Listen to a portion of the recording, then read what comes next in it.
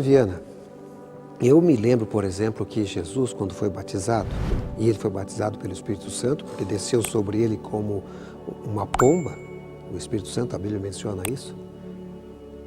Eu percebo que algumas pessoas acham que o batismo do Espírito Santo só serve quando existe alguma manifestação assim sobrenatural, alguém fala, quem sabe, algumas palavras inteligíveis. Por que será que existe esse pensamento e não esse pensamento de transformação que estamos estudando aqui?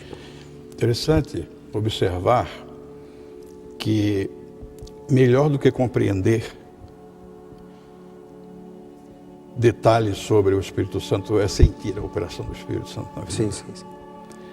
E nós estamos verificando que é um assunto profundo para ser discutido nesse espaço de tempo, mas observem que é fundamental nós nos darmos conta de que a ação do Espírito continuada é o batismo no Espírito Santo.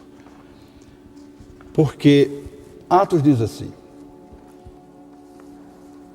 e nós somos testemunhas acerca destas palavras, 5:32.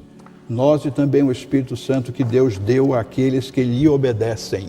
Sim. Como é que, se não for uma ação continuada, o Espírito Santo seria dado àquele que nem se sente pecador? Então o Espírito Santo é dado ao início para me convencer do pecado. E quando eu o aceito, eu então agora, se obediente, eu continuo recebendo o Espírito, porque é uma ação continuada. E essa ação continuada me vai transformando.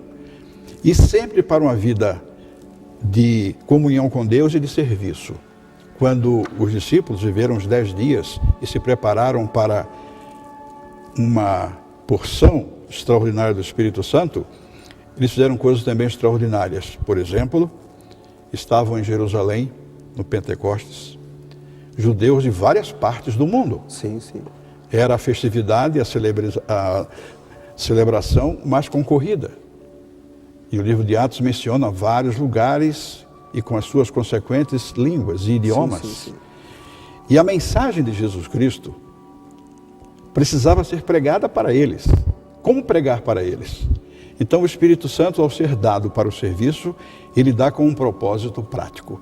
Então os discípulos falaram em línguas que eles compreenderam. Em outros idiomas. Em outros idiomas, mesmo porque o termo traduzido para línguas é glossa, que significa idioma. Então eles falaram em idiomas estrangeiros para eles, compreensíveis para aqueles que estavam em Jerusalém. O Espírito Santo sempre nos capacita com dons, com condições de sermos úteis no serviço. O Espírito Santo os capacitou para que eles pudessem pregar àqueles que estavam em Jerusalém. Não era um dia qualquer.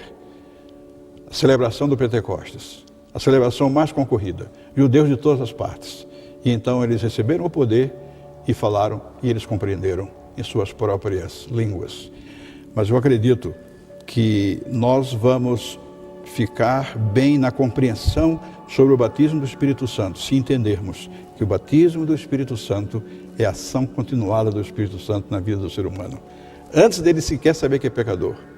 E depois, ao longo de sua vida, ajudando-o a transformar-se à semelhança de Jesus Cristo. A obediência é fruto da ação do Espírito Santo, a fé é fruto da ação do Espírito Santo, o serviço é uma resposta ao amor que o Espírito Santo me mostrou que Deus tem por mim.